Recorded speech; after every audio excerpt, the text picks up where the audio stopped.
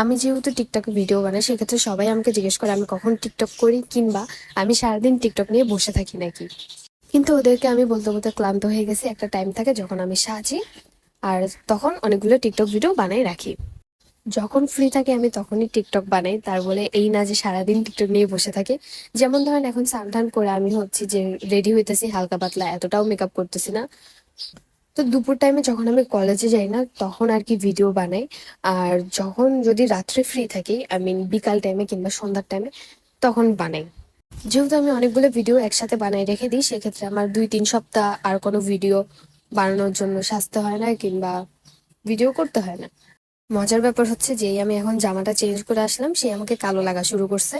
মানে যারা দেখতে একটু কালো, একটু না আমার মতো কালো, তাদের এই সমস্যা যে সব কালার ড্রেস পরতে পারে না।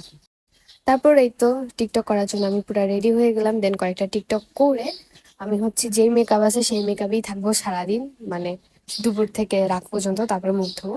তো আমার মা আজকে রান্না করছিল লইট্টা মাছ আর ডাটা কাঁকরোল আলু তরকারি।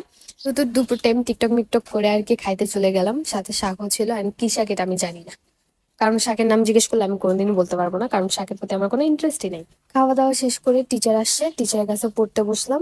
তারপরে একটু চাও খাইলাম, কারণ আমার সারা দিন সর্দি লেগে থাকে। এরপর আমি আমার বান্ধবী বৌদিরা মিলে একটু পিৎজা ভাগে গেলাম পিৎজা খাওয়ার জন্য আর কি। তারপরে আমাদের রিয়েকশন গুলা দেখেন, আমরা একটা বড়লোকি পিৎজা অর্ডার দিয়েছিলাম, বিশ্বাস করেন এতটাও ভালো না পিৎজাটা। বাট এটা ছাড়া অন্য সব পিৎজাই ভালো। আমরা বড় লোকে পিৎজা খেয়ে বাসায় চলে আসছি, এখন শুয়ে আছি। এখন পরের ভয়েস গুলো আর দেওয়া যাবে না, কারণ আমি অনেক জোরে চিল্লাই চিল্লাই কথা বলতেছিলাম।